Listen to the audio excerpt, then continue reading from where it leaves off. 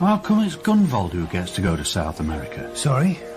Who decided Gunvald should be the one to go? It was Malm and the Commissioner. Not you, then? Me? No. I mean, I did agree that Gunvald was probably the right one. And why did you think that? Well, he speaks Spanish. But don't they all speak English? Probably. Because I speak English. Well, obviously him speaking Spanish was what clinched it. Yeah, well, fair enough. But next time, can it be me? I mean, if something like that comes up again, because I really wouldn't mind. I wouldn't mind going to a hot country with beautiful women and getting a lot of dinners on an expense account. OK. Well, I'll ask the Commissioner to bear that in mind. Gunvald Larsson had been sent to South America in order to observe a complex security operation. And it was impossible for Martin Beck to tell Einar Rund the truth, that he hadn't been sent instead, because the Commissioner considered it inadvisable to send a slightly morose, badly dressed, red-nosed member of the working class. Where are you off to now? I've just got to go and do this thing. What thing? It's just a thing. The year was 1974. The city was Stockholm. And Chief Inspector Martin Beck, head of the murder squad no less, was due in court. What the devil are you doing here? I've been called as a witness. A witness? Yeah. Who by? The defence. Who's the defence? Crasher. Crasher? Yeah. Oh, that's a bloody shame. So what do you know about the case? Not a lot. Now, why are you here? Well, Crasher asked me to come. I didn't have a huge amount to do, so... Why, you lot never have much to do. You should come and work for me, then you'd see. I've got 39 cases right now, and now, apparently, I've got to spend all day listening to Crasher go on about social injustice. I guess I haven't got anything else better to do. District Attorney Bulldozer Olsen was the judicious expert in armed robberies. He was a man with very bad taste in clothes. Today he wore a bright pink shirt and an equally bright yellow tie. Not only this, but the tie was adorned with mermaids and hula-hula dancers. The accused was brought in through a small side door. She was very young and had long fair hair. In stark contrast to Bulldozer, she wore a pale blue dress and black clogs. The accused in the case is Rebecca Lind. Are you Rebecca Lind? Yes. May I ask you to speak a little louder? Yes. I'm afraid that Counsel Theobald Braxane has been unaccountably delayed. I'm here. So we see. Hi. What have I missed? Not a great deal. Could you put your cigar out, please? My cigar? Oh, yes, my cigar. So, may we begin? Yes, by all means, begin. Would the counsel for the prosecution now introduce the case? I maintain that Rebecca Lind, on Wednesday the 22nd of May this year, committed armed robbery of the PK Bank in Midsommar and thereafter was guilty of assaulting a police officer. And what does the accused say? The accused, Rebecca Lind... Rebecca Lind. Rebecca Lind pleads not guilty. And so it is my duty to deny all this drivel. Objection. We haven't started. Well, I object anyway. To what? You using the term dribble. Well, then I object to you persecuting the innocent. This girl's hardly innocent. This girl is as innocent as the carrots in the ground. What in God's name have carrots got to do with it? Mr. Ulson, would you please now state your case? So, Rebecca, shortly before 2 o'clock on the 22nd of May, you walked into the PK Bank in Midsommar and went up to one of the cashiers. You were carrying a large shoulder bag which you placed on the counter. You then demanded money, and the cashier saw that you were armed with a knife. The cashier set off the police alarm with her foot. 2 policemen arrived before you had the chance to get away, and then... Mr. Ulson? Bulldozer found himself slightly distracted by the only spectator in the gallery. She was an attractive woman of about 35. She was making notes, and he wondered who she was and what she was doing here. Yes. Sorry, so then you, Rebecca Lind, offered violent resistance to arrest and... The first witness for the prosecution was bank clerk Kirsten Fransane. When did you first realise that this was a hold-up? Well, as soon as she threw the bag on the counter and demanded money. And, of course, then I saw the knife. So I handed over the money as quick as I could. And I remember she said, I didn't think it would be this easy. And she almost sort of laughed. And why did you hand the money over? Well, we've had instructions not to offer resistance in situations like this. No more questions. Has the defence anything to ask? No. I thank you, madam. You may step down. Thank you. Well, my next witness is Constable Kvastmo. Constable Kvastmo stepped up and laboriously repeated the oath. Please tell us in your own words what happened. Well, she was standing there and Carl didn't do... Carl? Christianson, my partner. He didn't do nothing as usual, so I threw myself on her like a panther. A panther? A panther, yes. And then I got hold of her right hand, just as she was trying to pull the knife. And then I told her that she was under arrest and that. And then I just had to carry her out to the car, and she resisted, violently. And then it turns out that one of my shoulder flaps come off, and my wife wasn't too happy, because she had to sew it. And it turns out she didn't have any blue thread. Any questions, Mr. Braxton? No questions. Thank you. The court is adjourned.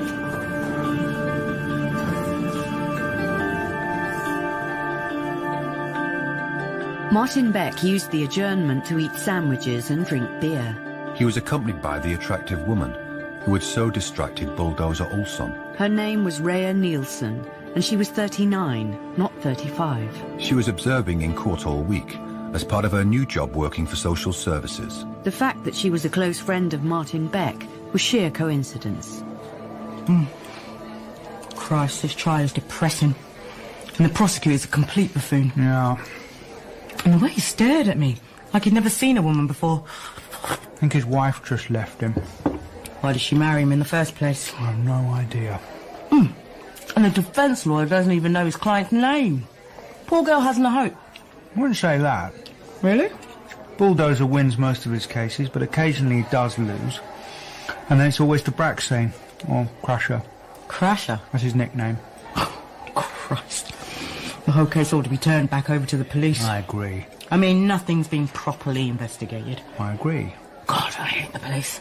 Well, not all of them. Not you, obviously. I like you. But, I mean, they hand their cases over to the prosecutor's office and they aren't even complete. And the prosecutor struts around like a peacock, and the people who are supposed to judge are only sitting there because they're no good at anything else. God, it's awful. You know what? I think Crash is going to do all right. The court reconvened and the case continued. The defence counsel called his first witness, a Mr. Bunderson, bank manager. Have you ever met Camilla Lund? Who? Rebecca Lind. Have you ever met Rebecca Lind? Yes. When? About a month ago, the young lady came to the head office of the bank. What did Rebecca Lind want?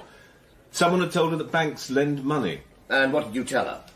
I told her that banks don't lend money without interest and security. She told me she had a goat and 3 cats. What did she want the money for?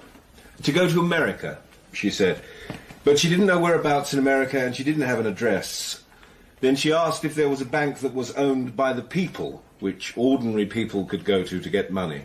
I said that the PK Bank was officially owned by the state, so in a manner of speaking, it was owned by the people. Was anything else said? May I remind you, Mr. Bunderson, that you are under oath? Was anything else said? I offered to help her. How? I thought there was a way we may be able to help each other. And what way was that? You offered to pay her for sex, is that correct? Yes. And what did Rebecca Lind say? I don't remember. She told you you were disgusting. I don't remember that. Objection. Yes? What exactly has this got to do with the case? It has everything to do The with next the witness case. called by the defence was Martin Beck. Chief Inspector Beck. You will no doubt remember a man called Philip Mauritson, who 18 months ago was convicted of murder in connection with the armed robbery of a bank. The prosecutor in the case was my, perhaps not all that learned friend here, Mr. Ulfsson. I object. Objection overruled. I myself had the thankless task of defending Mauritson, and I would like to ask you a single question. Do you, Chief Inspector Beck, consider that Mauritson was guilty of the bank robbery and the murder connected with it, and that the investigation presented by the prosecution, Mr. Ulsson, was satisfactory from a police point of view? No. No more questions. Well, I would like to ask this. Did you, Chief Inspector Beck, take any part in this investigation? No. Thank you, Inspector. That's all. Martin Beck stepped down and went to sit beside Rhea. I thought there'd be more to it than that. I didn't. Crasher, with his limping walk, went over to the window behind Bulldozer and in the dirty glass wrote the word idiot. Bulldozer remained blissfully unaware of the insult. His next witness was Constable Christiansson. According to my information, you've been a policeman for 15 years. Yes. Your superior officers consider you lazy and unintelligent, but honest. Objection. Counsel is insulting the witness. I'm merely pointing out that he is an experienced policeman, as capable and clever as most of the other policemen in our city. Madam, spectators are expected to be quiet. Sorry. Were you the first into the bank? No. Did you seize this girl, Rebecca Ulsson? Lind. Sorry? Rebecca Lind. Rebecca Lind, indeed. I didn't seize her. No. So? What did you do? I took the baby. A baby? The girl had a baby in a sling. You know the kind of thing I mean. And when Kvasmu seized the girl, I said, "Do you want me to take the baby?" And she said, "Yeah." Did she say anything else? She said, "Don't drop her, will you?" And I didn't. Would you say that Constable Kvasmu used violence? Yeah. You could say that. Yeah. And did Rebecca offer any resistance? No. Did anyone speak to the cashier? Yes. I did. And what did she say? She said that the girl came up to her and she put her bag down on the counter. And when the girl turned round for a sec, the cashier saw the knife. Did Rebecca take out the knife? No, she had it in her belt, behind her back. Was it a large knife? No, it was a little kitchen knife. Sort of thing you peel a potato with. Did you happen to see Constable Kvasmu's shoulder flap and the torn-off button? Yeah. It was like that the day before. The day before the robbery? Yeah, that's right. I remember because he was moaning about how his wife hadn't sewn it up for him. And that she was a lazy cow. Any questions, Constable Ulsson? No questions, and the prosecution withdraws the charge of assaulting a police officer. The witness may step down. The counsel for the defence then turned to the accused herself. Why did you go to the PK Bank on the 22nd of May? Because I wanted to borrow money. You wanted to borrow money? Yes. So, when you went to this bank, you really thought you could borrow money from them? Well, yes. Because the other man, the one who wanted me to have sex with him, well, he said the PK Bank belonged to ordinary people. Mm-hmm. And then when I asked the woman at the counter, she just started filling up my bag. She didn't even ask me how much I wanted. And I said to her, I didn't think it would be this easy. And she didn't say anything. Then the police arrived and grabbed me. Why did you want the money? To go to America. To find Jim. Who knows Jim? He's the father of Camilla. Who's Camilla? My baby girl. So he abandoned you and now you want to follow him? He didn't abandon me. He couldn't get work here. And he thought if he went home he could find a job and then we could go and join him. So what happened then? Well, he was a deserter from the army. But when he contacted the embassy and all that, they said that he wouldn't be punished. But since he went, I've heard nothing. Nothing at all. Oh, my dear girl, it sounds very much like he's deserted you. But he wouldn't. Sorry? Jim wouldn't do that. One more question, Rebecca. Why were you carrying a knife? I always carry a small knife. To slice up fruit or vegetables. I don't like my daughter to eat processed food. It's not good for her. It's not good for anyone. And there we have it. The accused genuinely believed she could borrow money in this way.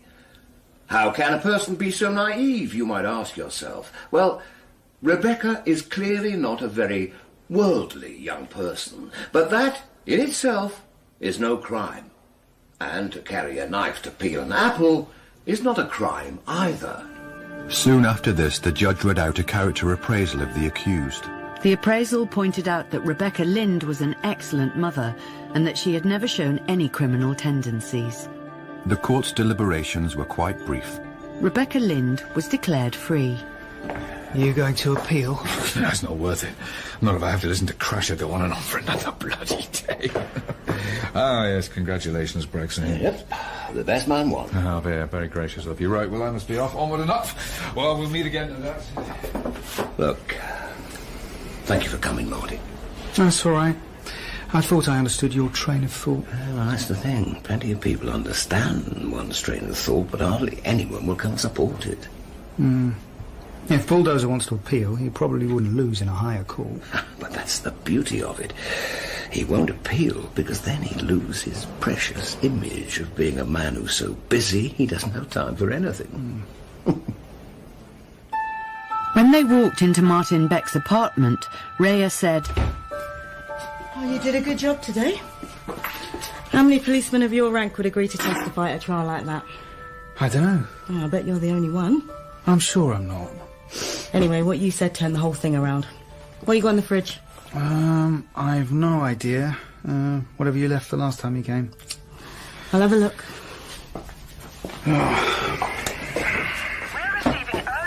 That girl, Rebecca Lynn. What happened to her? Nothing. She'll be released. Thanks. I mean, what will happen to her? Can she look after herself? Sorry. Right, hang on. And others in the bulletproof car were killed immediately. An international terrorist organisation known as ULAG have claimed responsibility for the bombing. Oh, In a Christ. broadcast from France immediately after the assassination, What's the group Gunvald Larsson's there. Where? In South America. He's there. He's right there, right now. Why?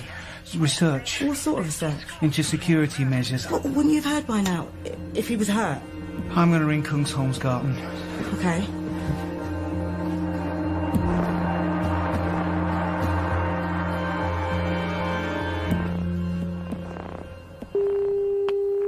Hello? Skaka? Yeah. Has anyone heard from Larsson? Yeah, he's okay. Larsson? Yeah, he was right there, right in it. He's always right, isn't he? But he's okay, he's fine. Just really pissed off about his suit. His suit? Yeah, apparently he was wearing a fancy new suit. Okay.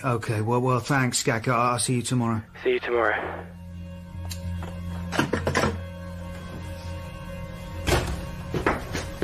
Oh, thank God. I mean, if we'd lost Larsson, I don't know what I'd do. I thought you didn't like him. But I do. Does he know that? No. Well, you should tell him. Tell him I like him. Yeah. I think that'd sound a bit strange, don't you? Maybe.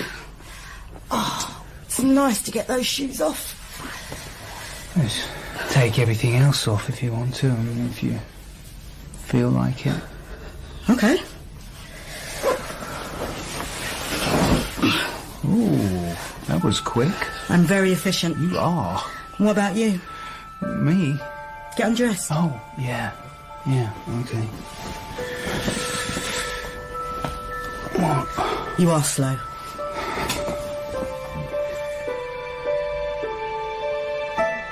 Later, he fell asleep with his face against her shoulder.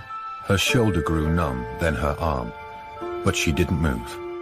She just lay in the dark, liking him.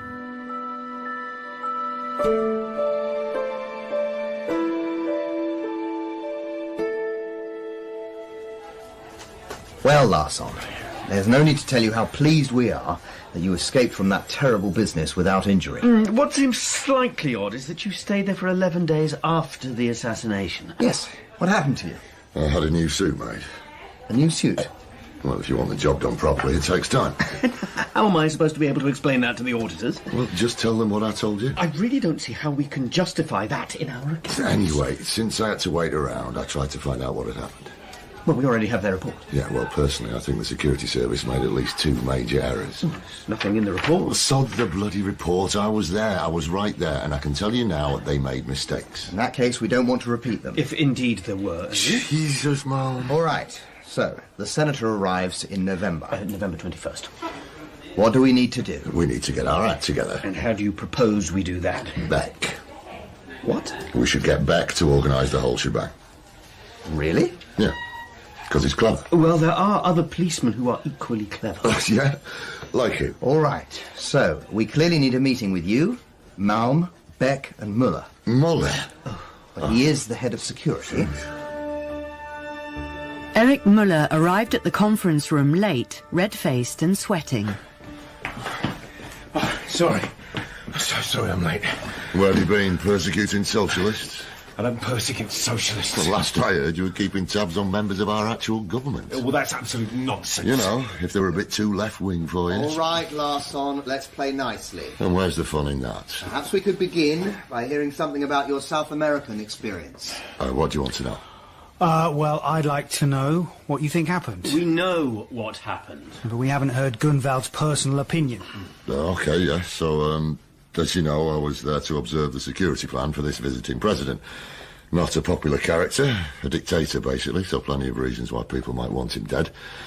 But they had a very good team in charge of the whole operation. They were meticulous. I mean, I saw the plan and I couldn't imagine how it could go wrong. But it did go wrong.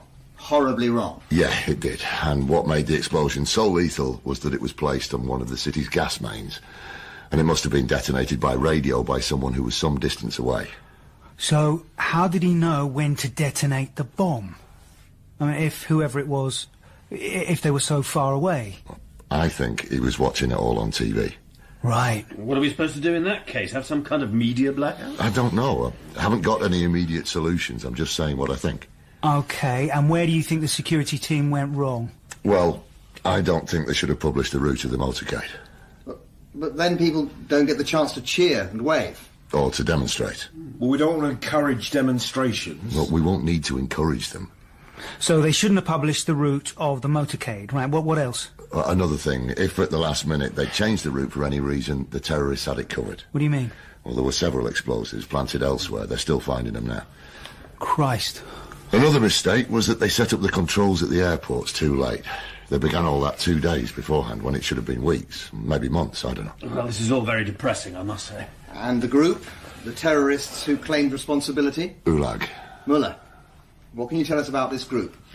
Only what my sources tell me. Your sources being the CIA? I'm afraid I'm not permitted to say. What if you can just tell us what you know?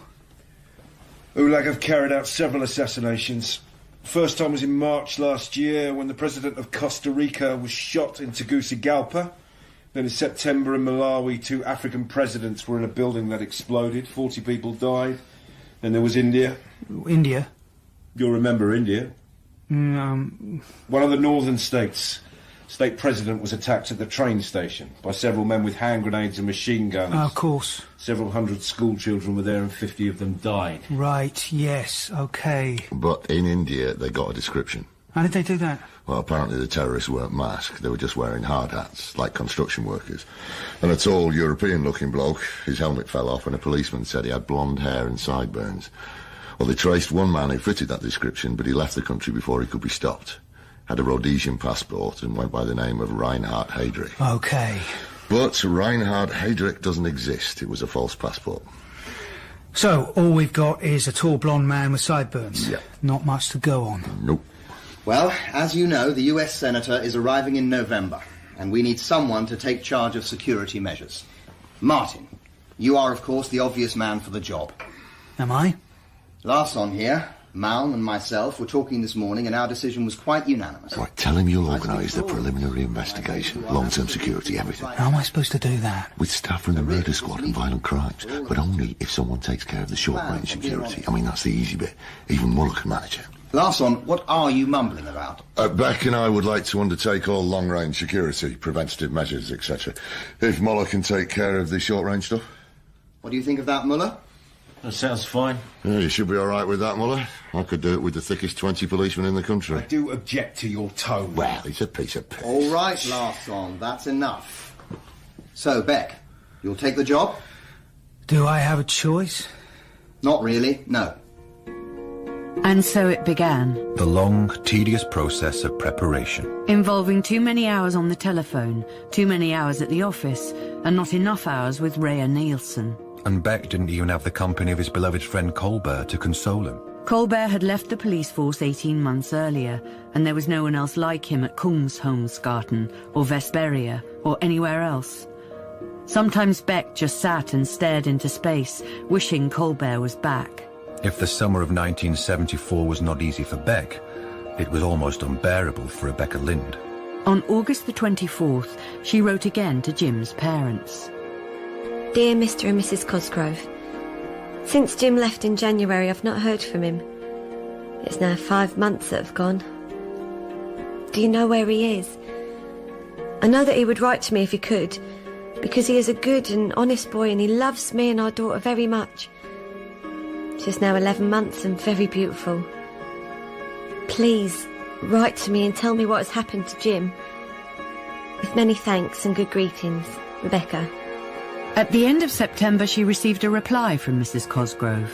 Dear Rebecca, I'm sorry to tell you that Jim has been sentenced to 4 years in prison for the crime of desertion. I'm afraid we can do nothing financially for you and the child on account of Mr. Cosgrove being so ill with cancer. We have a great number of medical bills to attend to, so you mustn't expect any help of this kind. I just wanted to be clear about that. Below is the address of the prison where Jim is being held, but they move them about so much it's sometimes hard to know if a letter will reach him. I'm sorry to tell you this. Yours sincerely, from Mrs. Cosgrove. That night, Rebecca held her baby close to her and wept. When she woke up the next morning, the sun was shining, and she made a decision. She would go and visit Theobald Braxeng, the man otherwise known as Crasher. So, Roberta. Rebecca. Rebecca, what can I do for you? I need to write to the Prime Minister. I see. Is it possible to do that? To write to someone like that? Oh, yes. Yes, it is. Good. Why do you want to write to the Prime Minister? Well, in the newspapers it says that there's a senator coming here, an American. And this American, well, he's a senator in the state where Jim is from. Go on, keep going. So, well, what I thought is that the Prime Minister could talk to this senator person, the one who's coming here, and explain about me and Jim and the baby, and then the senator might help us. What do you think? Well, it's certainly worth a try.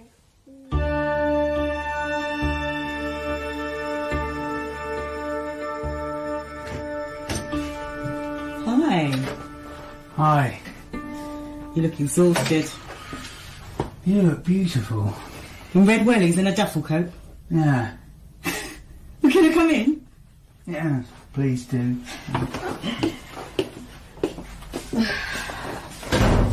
What have you got in the fridge? Nothing. Yeah, I brought some food then.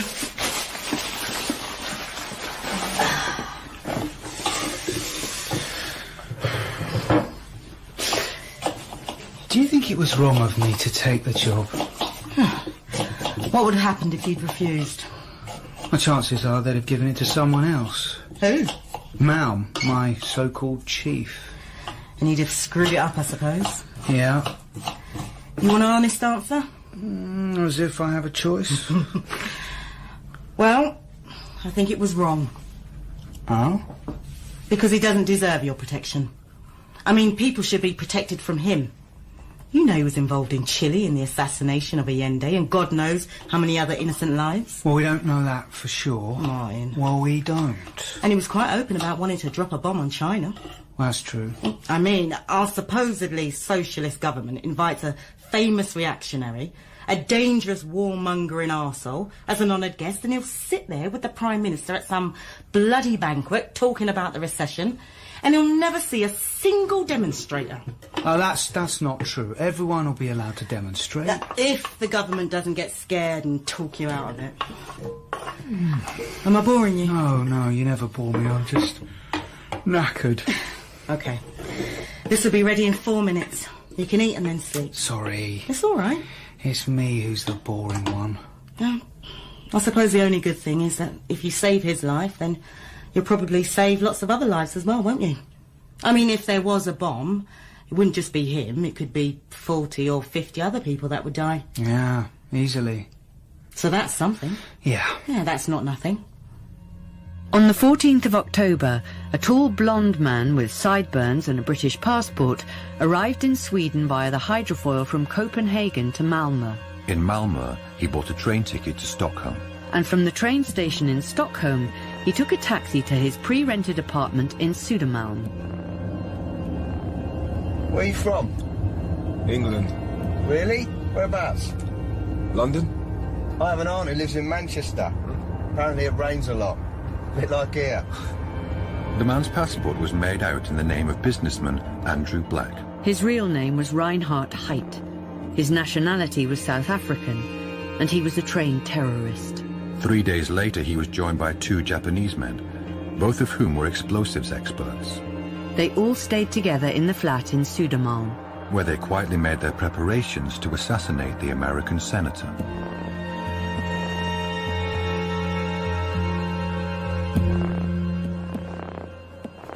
By mid-October, Martin Beck's preparations to keep the senator alive were being finalised. What's that? Motorcade route. Well, they've actually made a bloody decision. Yeah, so... Can I have a look? Uh-huh. Prime Minister meets Senator VIP room airport. Then there's photos of press. Motorcade leaves the airport, goes through Northall. They arrive at the palace. What's this bit about the wreath? He's going to lay a wreath for the dead king. Why? I don't know. Well, the king's been dead for a year. A senator like the king or something. He liked the king. Actually, he made a statement saying that the king was one of the greatest Swedes of our time. But I wasn't going to tell you that in case you got angry. What, me? Angry? On the 1st of November, Reinhard Heidt was scouting for the perfect location to place the explosives. Armed with a complete plan of the city's subway, sewage, gas and electricity supply systems. He was walking eastwards along Garden when a woman came out of an alley right in front of him. Oh, sorry. No, I'm sorry. I didn't see you. Me neither. Oh, you go first. Oh, thanks. He continued to walk a few metres behind her. She was wearing red wellies and a duffel coat. Suddenly she turned around and looked at him, as if she felt she was being followed. He smiled his most charming smile. She did not smile back. On the 14th of November... Exactly 1 week before the arrival of the senator, Martin Beck called a meeting. A crucial meeting involving Larsson, Rönn, Skacker and Melander. So this is the question. We know the route of the motorcade, and so does everyone else. Now, where on the map would you place the bomb? No, wait, don't tell me. Just think about it for a second. Right, now raise your hand when you've made a decision. Okay, so everyone's decided? Uh-huh. Yeah. Melander. You want me to say where I've placed the bomb? Please. Here. Rönn? Yeah, I agree. Yeah, me too. Skacker? Yeah, I'm with everyone else. Right, so we all think it's here. Then we're probably wrong, aren't we? Well, not necessarily. Okay, so everyone needs to write down their reasons for choosing that exact location independently. You've got 10 minutes. Skacker, tell the switchboard we're not taking any calls or receiving any visitors, whoever they are. Even the commissioner? Especially the bloody commissioner. The meeting went on for almost 2 hours. Afterwards, Martin felt extremely satisfied. This was a good team. True, he'd had to explain himself now and again, in a way that would never have been necessary in the days of Lennart Colbert. But it was a good team nonetheless. And now they had a plan, the details of which were known only to them. Martin? Yeah? You need to look at this. What is it? It's a file on Reinhard Heidt. Reinhard Heidt? Apparently he's South African and a member of ULAG. Really? Yeah, there's a photo. Photo? It's the blonde bloke with the sideburns, the one they spotted in India. Where's this come from? South American intelligence. Well, why are we only getting it now? I suppose they didn't have it till now. Can I take it with me? Yeah. Right. I'll see you tomorrow. Yeah, see you.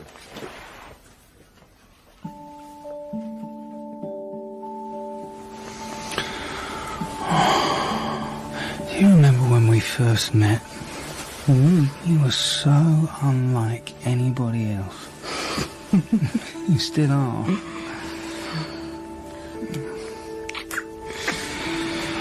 Christ, my life is so much better with you in it. Good. Go to sleep. What are you going to do? I need to do some work. Really? Just for a bit. Sleep. You need it. Okay. Rhea Nielsen was a curious person, mostly in quite a straightforward kind of way. She worked for an hour or two. Then she saw the file sitting on top of Beck's briefcase, and she opened it. She saw the photo of the blonde man with the sideburns and thought she recognized him from somewhere. But where? Where could she have seen him? You okay? Yeah, fine.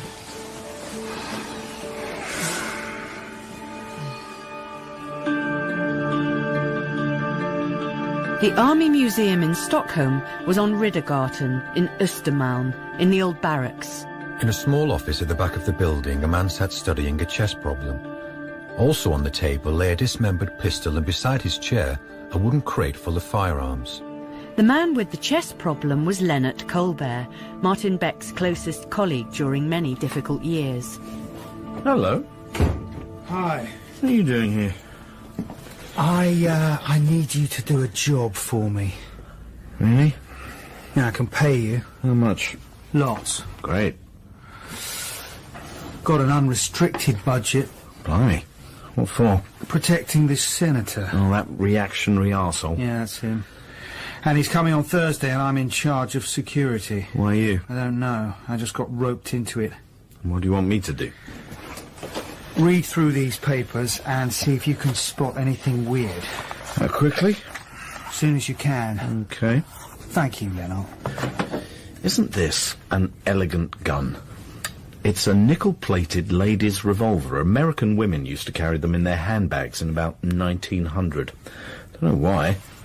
She'd be lucky to hit a cabbage with it. It was then that Martin Beck decided to make a detour that he didn't really have time for. He went to visit Theobald Braxane, the lawyer otherwise known as Crasher. Yes? About 6 months ago, I testified on your behalf in a case. Ah, yes. Rebecca Lund. Lind. Yes, Lind. Christ, I do sometimes wonder if I don't lose a certain number of cases because of this name business. Anyway, yes, it was very good of you to testify. I'd say it had an influence, quite an influence on the outcome. Has anything happened to Rebecca? No, nothing's happened, not as far as I know. Anyway, I just wondered if you'd seen her. Well, as a matter of fact, I have, because she came here in September and, I wrote a letter on her behalf. A letter to the Prime Minister. The Prime Minister? Yes. She seemed to think he could help her in some way, so we wrote the letter together and I sent it that very day. Did you get a reply? Yes, but it was perfectly useless. Do you have an address for her? No, she didn't have a permanent home. She was staying with friends, I think. Oh, if she turns up, I'd appreciate it if you could let me know. Why do you want to find her? I honestly don't know. I just keep thinking of her. Thinking maybe I could help her. I've no idea how, but... Well, I'll certainly let you know if I see her again. Thank you. Martin Beck returned to the museum the following morning. Here's your money. Huh. Me and Gunn will have a night on the town. What do you think of the plan? It's good. It's a good plan. But? Well, if there's any point trying to tell Muller anything at all, then you could point out that he's got two difficult moments. When the senator's standing on Low Gordon with the king, and a less difficult situation when the senator and the Prime Minister are laying that wreath. What else? Tell Einar Run he should never again try to express himself in writing. Okay. Or he's never going to get promoted. Okay, is that it? Yep. Well, thank you. Thanks for your help. Any time. Once he had Colbert's positive opinion of their plan, he felt much better. Reinhard Heidt, like Martin Beck, thought everything seemed ready. He'd moved to an apartment in Solna, and the two Japanese men had stayed in Södermalm. They had assembled their bombs, and their only task was to place them as late as possible. The radio expert arrived safely via a Danish fishing boat. He was French. His name was Levallois, and he brought some unwelcome news. They have a photo of you. Who do? Interpol. How? I don't know how, but they have a photo and they have your real name. Shit. Yes. Okay. Well, what does it change? You tell me. The operation itself can still go ahead. The same as before. You think? I think so, yes. Why not? Okay, well, you shouldn't go out at all. That's okay, that's fine. But I need you to get rid of the car. Okay, I can do that. And when it's over? And when it's over, that's the problem. Well, how do you mean? Well, how am I going to leave the country? Well, you'll have to wait. Yeah. Lie low, as they say. Yeah. The Japanese terrorists placed the bombs that night.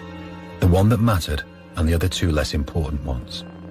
The day before the senator's arrival was a Wednesday. It was the longest Wednesday of Martin Beck's life. In total, the National Police Commissioner sent 42 documents over to Kungsholmsgatan, all of them dealing with completely obvious matters that had been decided weeks before.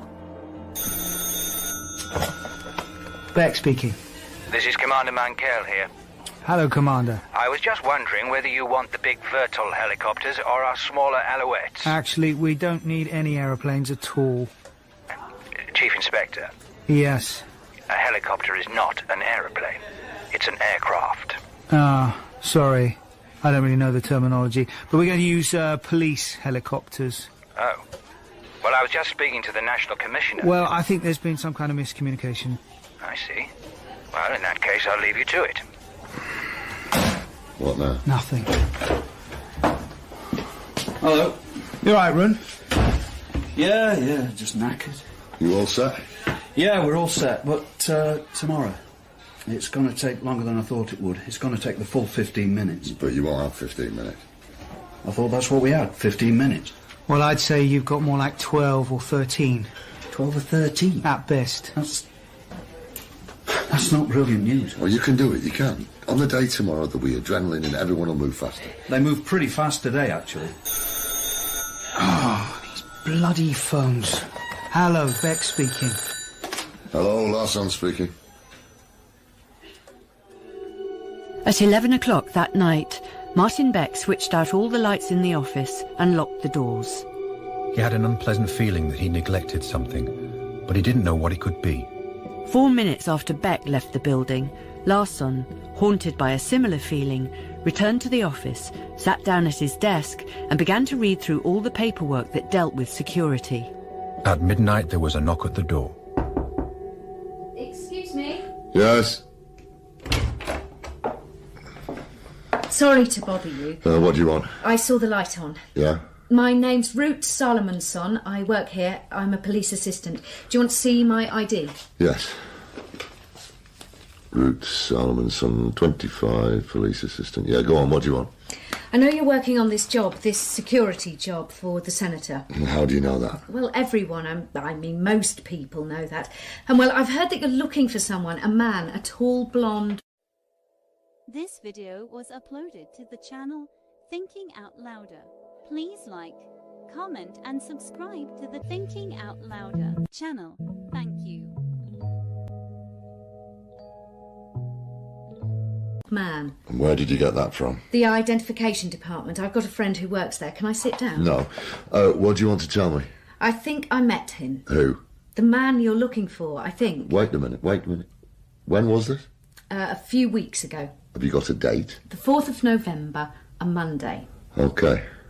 We went to the Amarante. It's a bar. Yeah, I know it's a bar. It's a pickup joint. Well, yes. And you picked up some tall blonde bloke, and now you think you've slept with a terrorist. Shall I tell you what happened or not? Go on. I met a Danish businessman who said his name was Jorgensen and went back to my apartment and, yes, we slept together. Congratulations. What is the matter with you? What's the matter with you? I'm trying to tell you something. Well, get to the point, woman. I called his hotel a few days later and the receptionist said that there was no one of that name staying in the hotel and never had been. So he lied. So what? Well, then I spoke to my friend, the one who came to the bar with me, and I mentioned about this Danish man, and she said that she didn't think he was Danish at all because she'd lived in Denmark for several years, and the way he spoke didn't sound right. What did he call himself again? Reinhard Jorgensen. What did he look like? Like you, but younger. 20 years younger, and he had sideburns. Was he as tall as me? Yes, but he weighed less. Did he look like this? That's him. When did you last see him? The morning of the 5th. Do you know anything else? Nothing whatsoever. Okay. At Rea's flat in Tullagarten, Martin Beck ate au gratin ham sandwiches with parmesan while everyone around him discussed the imminent arrival of the reactionary arsehole. Later, when Beck and Rea were almost asleep, Rea said, Martin? Yeah. I've got a confession. What is it? When you were here last Thursday, you were very tired. You went to bed before me. Do you remember? Yeah. And there was this file sitting on your briefcase, and I read it. I don't know why. I was just curious. And there was a photo of a man, Reinhard Height. Yeah. I've seen him before. What? I've seen him. Are you absolutely and completely sure? Yes. When? 3 weeks ago. We bumped into each other in Schupmangarten, and then we walked through Bollhus Alley. I thought he was a tourist because he had a map of Stockholm. Did he say anything? Well, he apologised when we bumped into each other, and a few minutes later I saw him get into a green car with Swedish registration plates. And I don't know why, but I remember the letters, not the numbers, just the letters, because they spelled Goz. G-O-Z? Yeah. Can I use the phone? Of course. Of course, Larsson was not at home to receive Beck's call, but it didn't take Beck long to track him down. Height's here. I know. How do you know? It turns out he shagged a Swedish policewoman. Oh, right. How do you know? I got a witness. Woman who saw him in Schupmangarten about 3 weeks ago. Is she reliable, your witness? The most reliable person I know. Shit. Gunvald Larsson and Martin Beck spent the early hours of the morning thinking intensely. They were handicapped by self-reproach, humiliation and deadly fatigue. Both realised they were no longer young. Morning came and they still had no new ideas. When Skaka and Melander turned up, Beck explained the most recent development. Do any of you think that this new information should alter our plans? As far as I can see, this is the very situation that we reckoned on. So I can't see why we should revise our plans at this stage. Do you think we ought to tell Run? No, because his job is difficult enough already. What level of risk are Run and his men actually taking? Massive risk. Right, if this bloody man Height, or any of his colleagues, whatever you call them, fellow terrorists, get out of this country alive, then I will take it as a personal defeat. OK, so there are a few details that only us four, and of course Run, know anything about. This means that if it all goes wrong, then we're the ones who'll have to take the blame. I've no objection to that. Melander? Well, I can't say that, like Benny, I've no objection. I've got a fair bit to lose if we all get dismissed, namely my pension. But I'm prepared to take a calculated risk. So, we stick to the plan, yeah? Yes.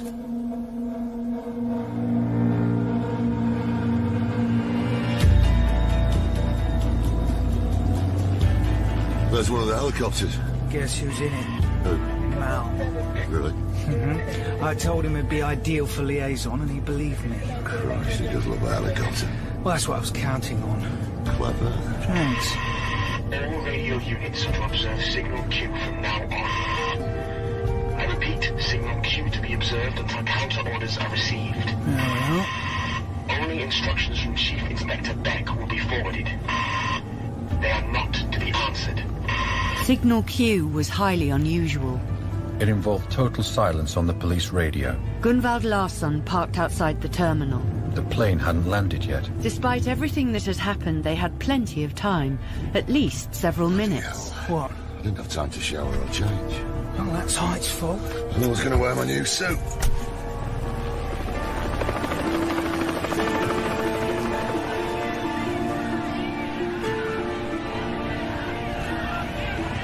The senator was a tall, sunburned man with sparkling white teeth. He looked around the desolate airfield, then raised his white 10-gallon hat and waved gaily at the demonstrators on the terrace.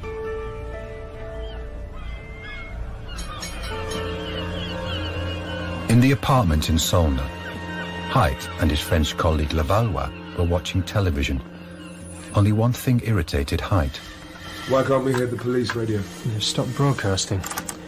So have the cars. Could there be anything wrong with our equipment? No. There's no chance of that. Ah, that Q signal. Must have meant radio silence. But it's not on my list. Probably. Yeah, it's very rare. Yeah, that must be it. I'll check again. What's funny? They think they can fool us by not using their radio. What good will that do them? The senator is something of a fitness fanatic. Apparently a fine The man's an arsehole. Yep. Well, I suppose we knew that already. Yep. At least we're in a decent car for it. The decent car was a Porsche. And why does he keep waving at the demonstrators like they're all his best friend? I mean, has he read any of those banners? Maybe he's short-sighted but too vain to wear glasses. Wouldn't go with the hat. Exactly. He looked like the Milky Bar Kid.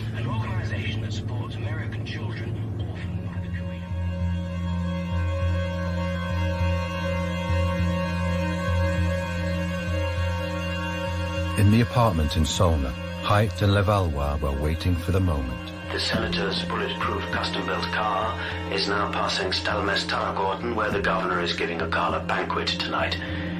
The streets are absolutely heaving with demonstrators. And the moment was very close. The car is leaving Solna and crossing the Stockholm city boundary. Very, very close. Height let his finger rest very lightly on the white button as he watched the television screens. A few seconds left. Oh, what a waste of a damn good car. Now. He pressed the button at exactly the right time. But nothing happened. The television showed the motorcade passing Norrtull and turning into Sveavägen. Oh, shit. We screwed up. The bomb didn't go off. So he lives? No. The senator lives. What? We didn't screw up. The charge detonated. Well, that's impossible. How is that possible? I don't know. What happened? What happened was that Reinhard Height detonated the bomb at exactly the right time for no one to be injured. And what he blew up was exactly 2,091 sandbags and a huge mountain of fireproof fiberglass insulation. And if you happened to be drinking soda water in the Parliament building, then it sounded something like this. What in God's name was that? I'm afraid I don't know. It was a hell of a ruckus. It certainly was. Could it have been an earthquake? Oh, I doubt it.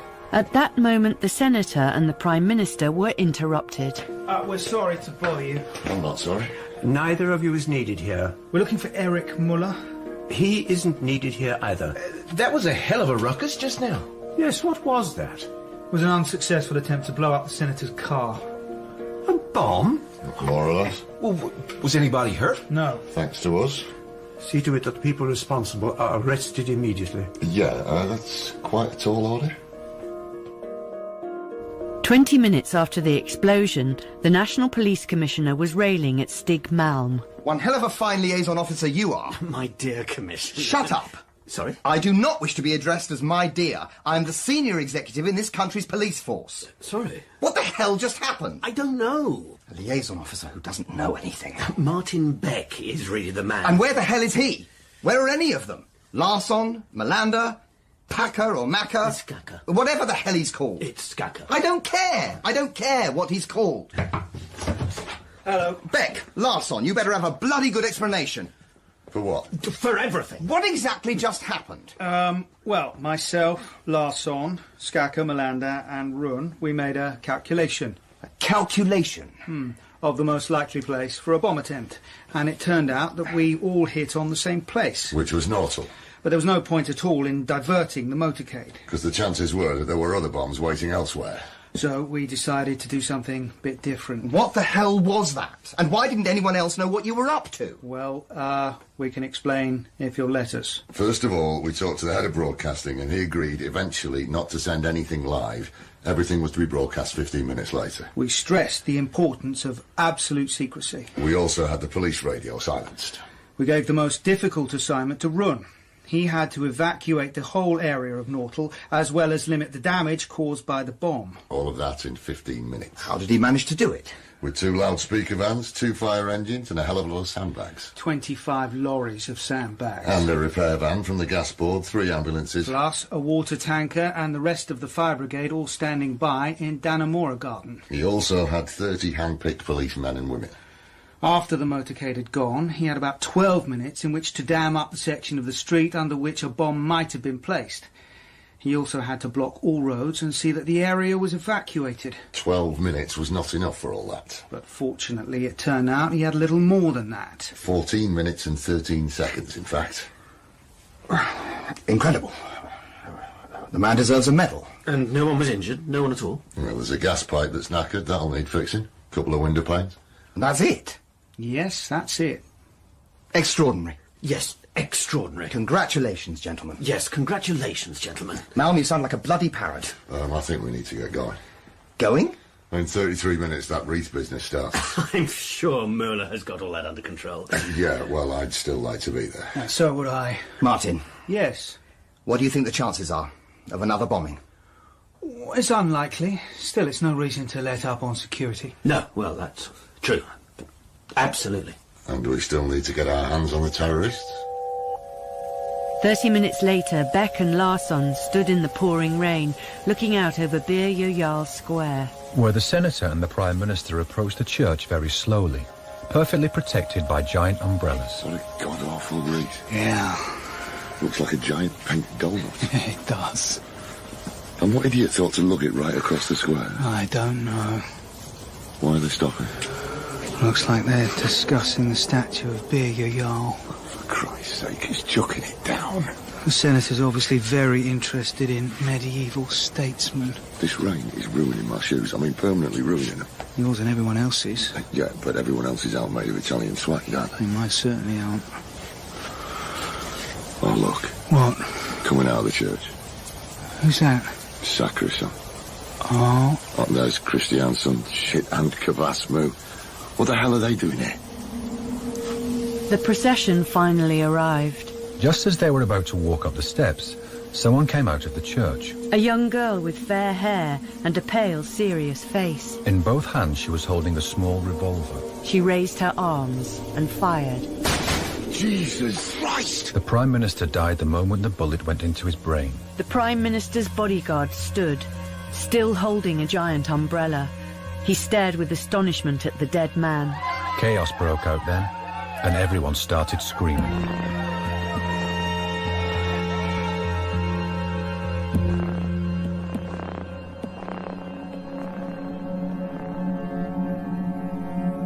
Martin Beck had often sat in an interview room with someone who had killed someone else. But that someone else had never before been the leader of a country. Where are you living at the moment? I'm staying with a friend. Camilla's with her now. Do you think she'll be allowed to stay there? At least for the time being? I'm sure she will. Do you want to call your friend? In a bit, maybe. You also have a right to a lawyer. Would you like Mr. Braxine? He helped me write a letter. I know. Really? I saw a copy at his office the day before yesterday. I hope you don't mind. Why should I mind? Well, it was your letter. It was private. I don't care. Could you tell me what happened today? But you know, everyone knows. I mean, how long did you think about it? About killing the Prime Minister? Yes. Well, yesterday I got a letter from Jim's mother. Jim killed himself on the 22nd of October. And was that when you decided? Well, when you got the letter? Yes. Where did you get the revolver? It was given to me a few years ago. When my aunt died, she left me a few of her things and the revolver was one of them. I didn't even know if it worked. It's pretty old. It is. At least 80 years old. I saw one just like it a few weeks ago in a museum. My friend told me you'd be lucky to hit a cabbage with it. Maybe they'll put this one in a museum too. The gun that shot the Prime Minister. How did you manage to get into the church? I went there and hid last night. I had some water and some crackers with me so I didn't get hungry. And this morning some policemen came into the church. 2 of them I recognised. Really? They were the 2 men who arrested me at the bank. Christianson and Kvastmo? I think so. And there was another man. They called him Sack something. Sacquison? That sounds right. Anyway, they just had a quick look around. They didn't see me. That's because they're 3 of the worst policemen in the world. Well, anyway. Why exactly did you want to kill the Prime Minister? He could have just said that he would try. That he would try and talk to the senator. But the letter I got back from his office was so... Inhuman? Inhuman, yes. You know, I think most people know perfectly well that they're being cheated and betrayed by the politicians, but they're too scared to say anything. And it doesn't help to protest either, because that just gets ignored. That's why I shot him. So that maybe they'll get scared and understand that people aren't so powerless as they think. Good day.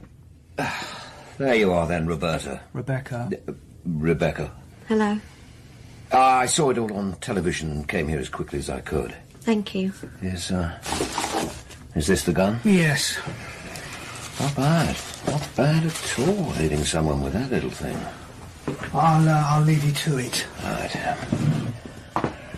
Now, Rebecca, let's try and sort this all out, shall we? At the apartment in Solna, Height said to Levallois, I know what happened. Really? What? They fooled us. There was a time lag. We set the bomb off after the motorcade gun, and that's why they kept the police radio silent. That is pretty slick. Yes. Yes, it is. I underestimated the police here. They're not as stupid as they look. Apparently. God, I want to know who. Who? Who it was that tricked us. But what does it matter? Look, these things happen. You can't win them all, eh? Are you off? Yeah. Train safer, I think. Yeah. Train then boat. How are you going to leave? I don't know yet. Malmö, maybe. Oslo or Helsingborg. What about the other 2? They've decided to wait. Why? Well, this damn business with the Prime Minister. Oh. Yeah, it's complicated everything. Hmm. But you should be okay. On a fishing boat. No customs. I think so too.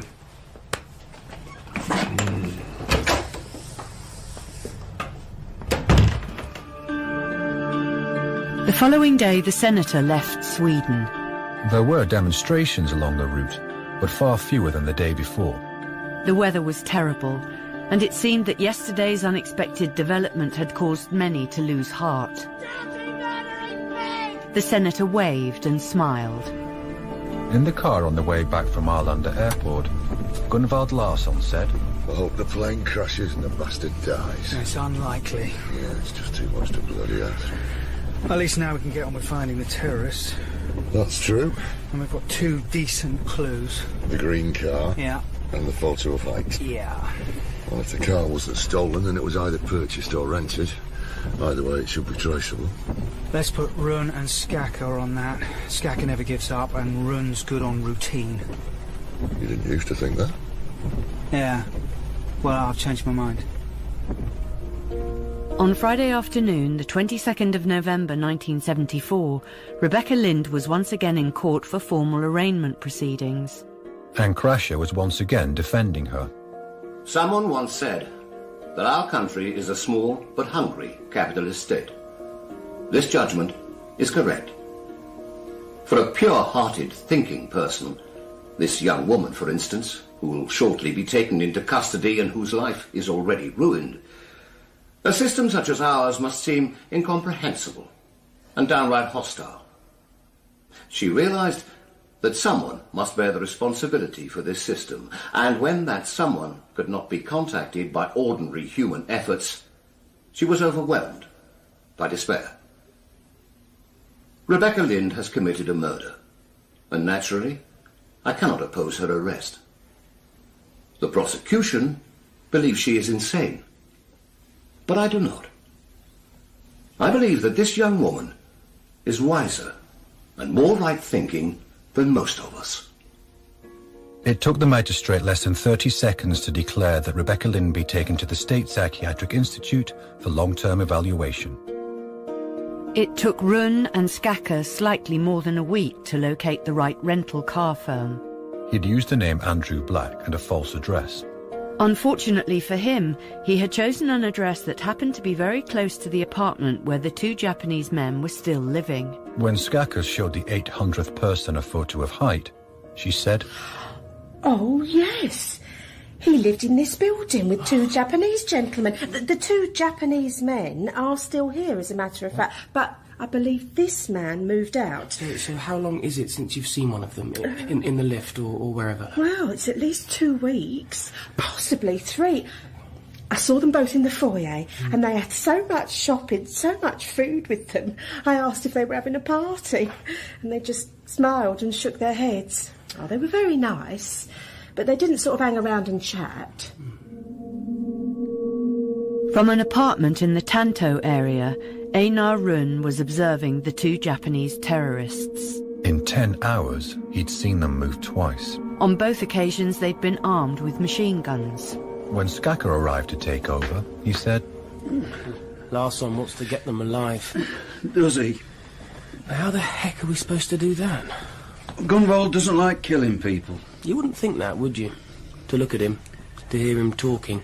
Well, he doesn't mind punching people. I know, I've seen him. Look, don't touch that curtain, OK? I won't. And if anything happens, call Beck or Larsson. Yeah, OK. And Skaka? What? Don't try anything stupid, will you? Like what? Like shooting them? I could do it, you know. From here. If I had the right rifle. I'm a bloody good shot. I'm not.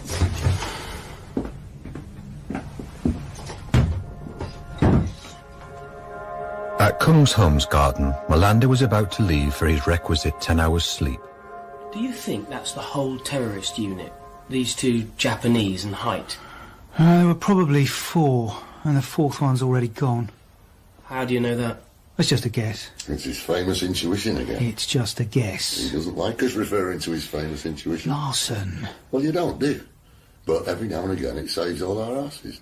So if you say there were probably 4 of them, but one of them's left, then you're probably right. Well, that's all I'm saying. OK, so what do we do now? I mean, presumably these two Japanese blokes are heavily armed. Armed to the teeth. So what do we do? They might even blow themselves up. Well, I want to get them alive. How do we do that? We'll have to think of something really good. It's a standard apartment building, isn't it? With emergency stairs. Yeah, why? And the emergency stairs back onto the apartment, don't they? Yes, why? Well, you see, my brother-in-law happens to live in the same kind of building, and when I was helping him put a mirror up, quite a big ugly gilt thing, half of it fell straight through the wall, out into the emergency stairs, and the rest of the wall collapsed into their neighbour's living room. And what did the neighbour say? Well, he was a bit surprised. He was watching TV. Anyway, something to think about, isn't it, if we're going to take them from 3 or 4 directions? Yeah, I suppose it is. I'm going home now, to bed. And I'd rather not be woken up by either of you, if that's at all possible. OK. Go get your beauty sleep, Melander. Yeah. Sleep is the key to my beauty. Must be why me and Beck are so ugly. Speak for yourself. Good night, gentlemen. While things were comparatively calm at Kungsholmsgatan, Beck and Larsson began to transform Melander's idea into a plan. Their attention will be concentrated on the door, especially as there's only one. They'll be expecting someone to come hurtling in with a posse of policemen. I think they'll kill as many people as they can and then blow themselves to pieces. Well, we have to try and take them alive. We have to do it without Malm and 12 helicopters and 50 police dogs. Christ. 3 men should be enough. 1 from the balcony, 1 through the door, and 1 from that emergency stairway. What, through the wall? Exactly. That should be you. Well, that goes through the wall. Don't you think? Well, I'd rather break the door down. Why? Just like breaking doors down. OK. Well, anyway, whoever goes through the wall will need a pneumatic drill and a silencer. Yeah, we can make some artificial noise, can't we? Yeah, but that's not going to completely cover it. No, I suppose not. All the time they'll be keeping an eye on the door, and then the wall will come crashing in. So I think the man coming from the balcony has got the best chance. Yeah, I agree. Which men do you think we should use? Well, two are pretty obvious. You and me. I mean, it's our bloody stupid idea. Yeah, exactly. But who's the third man? I don't know, Skacker, maybe? No, he's too young. He's got kids. I couldn't stand seeing him shot dead. Well, who could you stand seeing shot dead? Melander's too old. Well, we're not young. Well, I mean, I think he would do it, but it doesn't seem fair to ask. And he's a bit slow. Wish I had Colbert. Yeah, but we don't. OK, yeah, so that leaves Run. Run's got a kid as well. Yeah, but his son's a bit older. So that's OK if he dies, then? Oh, of course not. Right, let's think. He has certain disadvantages, which I think we're both aware of, but he's got one major advantage, which is that he's worked with us for a long time and he knows how we think. Well, he certainly knows how you think. Well, he knows how you think, too. He just doesn't show it. We'll have to talk to him, ask him. He doesn't have to say yes.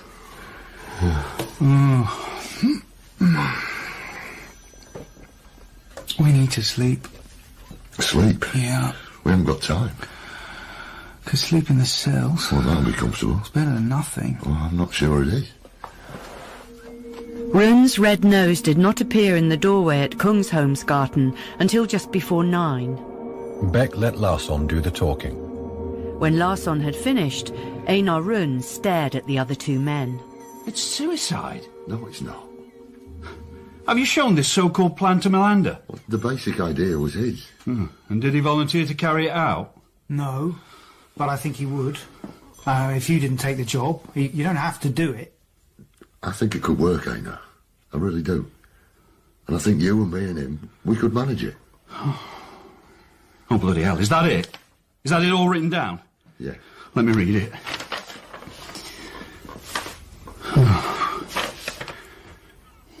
I presume it's you who comes rushing through the front door. Yeah. And Martin who comes in from the balcony. Yes. And I'm the idiot that comes crashing through the wall. Yeah.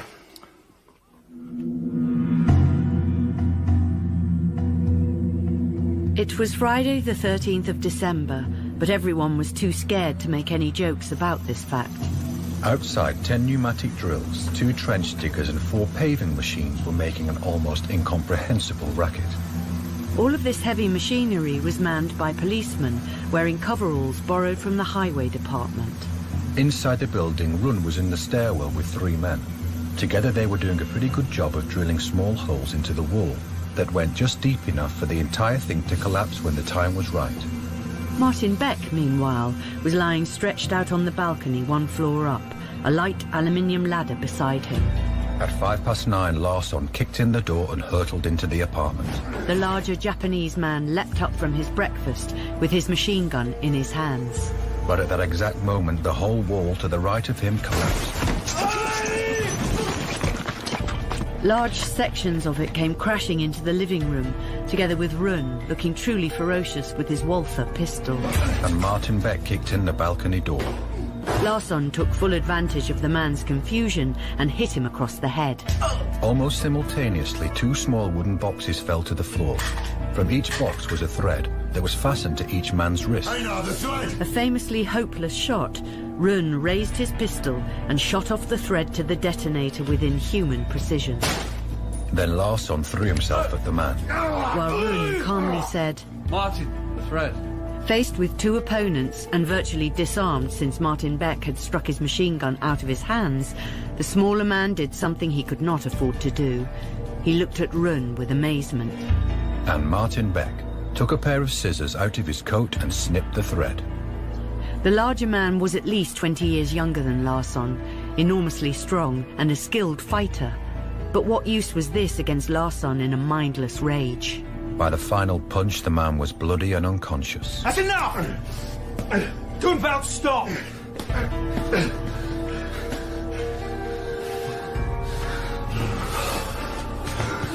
Sorry. That doesn't happen to me. I mean, not anymore. I know. It worked. It did work. It did. But where the hell is Hyde? Can't you think about anything else? What am I supposed to be thinking about? That shot! That shot was impossible, and I did it! I bloody did it!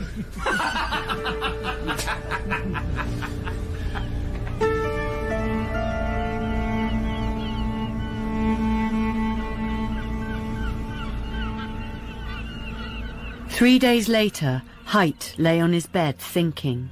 For the first time, an Ulag operation had been a total fiasco. Not only had the bombing failed, but two important, talented members of the organisation were now in prison. He'd seen on television the person who was said to be the brains behind the capture of the Japanese terrorists, Public Prosecutor Stejan Olsson. Had this man really been responsible for their defeat? Haidt found it hard to believe, or rather he was almost certain that it was an outright lie. Could it have been that chief inspector who had also appeared on television? Haidt had noted the man's name and appearance. Beck. Martin Beck. He reached for the first volume of the telephone directory and leafed through it till he came to the right page. There it was. Martin Beck, Chief Inspector. Schuppentgarten 822-8043. He had a good memory, and he recalled walking in that particular street 6 weeks ago.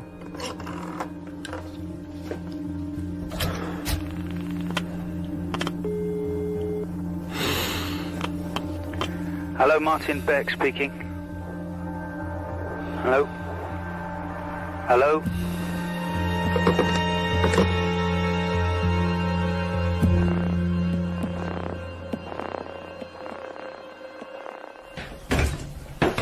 Right, how is he going to get out of the country, and when?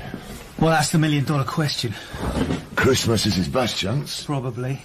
I looked at a map of Sweden last night for hours. So did I. What do you reckon? How do you think Haight's going to leave the country? Via Oslo, Helsingborg or Malmö. Yep. So, what do we do about it? Bless you. Thanks. Larson, do you think he's still here? I do. I feel absolutely certain. I think so too. Can't stop bloody thinking about him. But you can't be in 3 places at once. No. So you have to choose. And which one do you think's the most likely? Well, they've got a mysterious booking on the Copenhagen boat on the night of the 22nd. What sort of boat? I don't know, it's called King Olaf Luxury Style Travel or something. What sort of booking? English bloke, apparently. Roger Blackman. Made me think of Andrew Black, you know, that's the name he used for the car. And police can't trace him, this Roger Blackman, so maybe. I'll take Skaka with me and go to Malmö. Why don't you take Rune? Skaka knows Malmö, he lived there. Oh, yeah, I forgot. Melander and Rune will have to go to Helsingborg. Which isn't an easy one. No, they'll need backup, definitely. Do you want Strumgren to go with you to Norway? I wouldn't want to go for a piss with Strumgren. I'll go on my own. So which are the critical days, would you say? 20th to the 23rd. Now, that means Friday, Saturday, Sunday, Monday. Or why not Christmas Eve as well? Yeah, OK, Christmas Eve and all, but it'll go on Sunday. According to you? Yeah, well, it's my intuition. You can't have total monopoly, you know. Christ, Melander's going to be thrilled. About what? Sitting at a freezing cold ferry port for the whole of Christmas. He'll have to put up with it, won't he? OK, is that it then? Is that the plan? Yeah. You know what? What? I'd be careful for the next couple of days. What do you mean? You've been on the TV a lot, on the radio. Haidt might just fancy taking revenge before he buggers off. Do you think so? I do, yeah. Shit. I have regular working hours these days. I know. And a boss who's watching me. I know. So it looks a bit funny when a policeman comes to work and picks me up 45 minutes early. Sorry. It's all right. These are very particular circumstances. Really? I've got to go away tonight. Tonight? To Malmö. I should have left this afternoon, but I wanted to see you. Oh, how long will you be gone? You'll be away for Christmas? Maybe. Well, how long have we got? My train leaves at midnight. OK. Shall we go to bed? Yes, please. Haidt could not see into the bedroom, but when the lights came on again, a woman came to the window. She was naked. He recognized her immediately.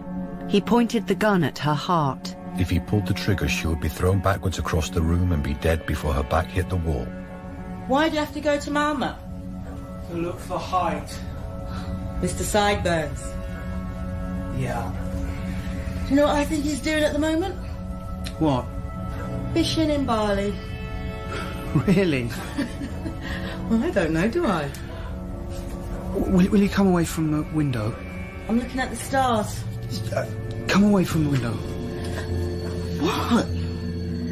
What's wrong? It's nothing. I just remembered something. What? Nothing. Liar.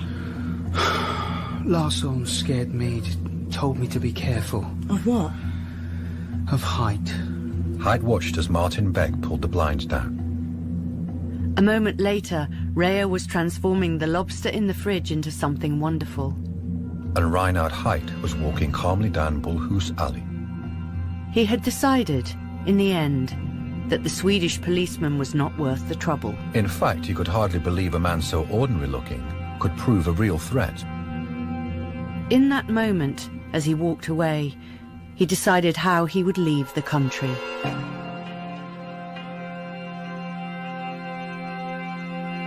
On Sunday, the 22nd of December, the chaos at Malmö Terminal was at its worst.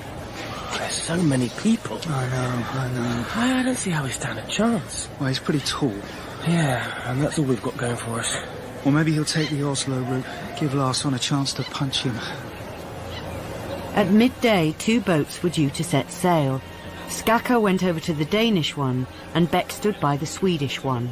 The Danish boat cast off first, and Skaka, who'd been waiting by the gangway, headed toward the Swedish one.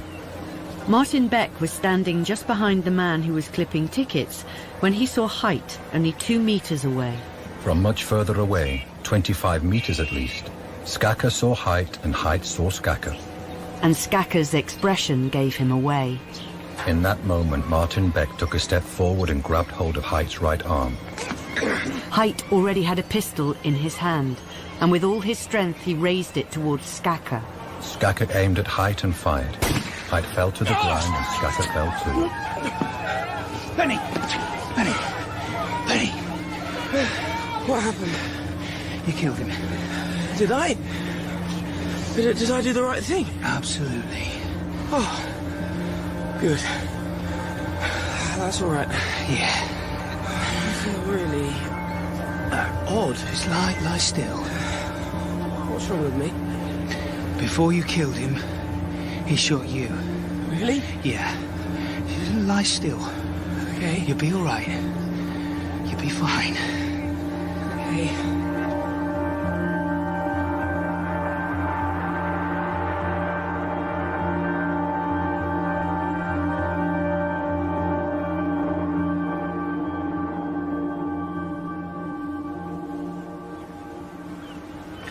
Can I speak to Gunvald Larsson, please? Hang on a sec. Thanks. Someone on the phone wants Gunvald Larsson. That one that's dressed like a millionaire. It is. Can you go get him? Hang on a sec. He'll be here in a sec. Okay. Do you know who this Height bloke is?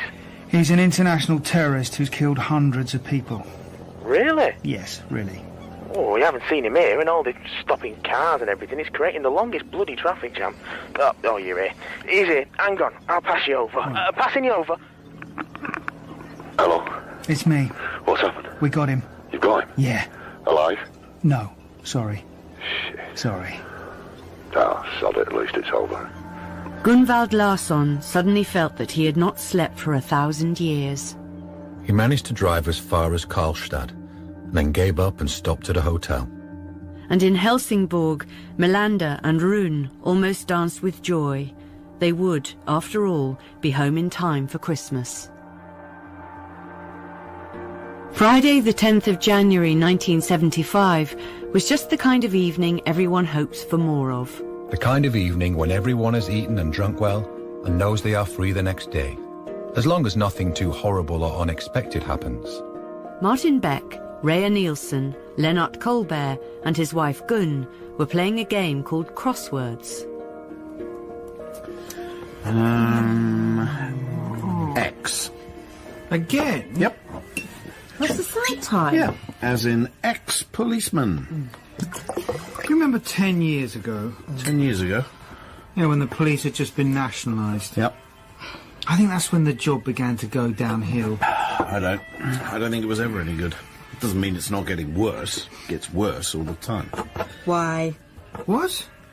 Why? The letter Y. I won. You did? Congratulations. That's 5 times you've won, and Leonard's won 4 times. Me and Martin haven't won once. He doesn't care, do you? Not really. Hey. What? Don't sit there thinking about all that now. Shall we play again? Yeah. Sure. You know what the trouble is with you? Me? Yes, you've got the right job, at the wrong time, in the wrong country, in the wrong system. Is that all? Pretty much.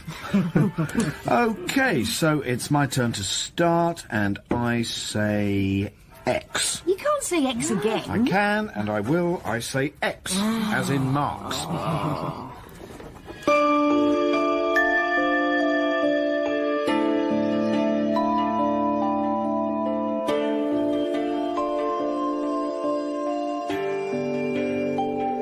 In The Terrorists by Mai Huerval and Per Valeur, Martin Beck was played by Stephen McIntosh and Colbert by Neil Pearson.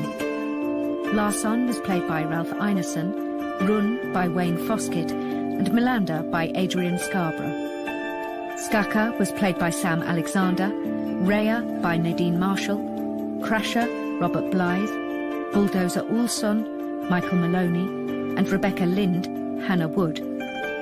Height was played by Alex Lanne-Pekkan, The Judge by John Rowe, and Levallois by David Seddon.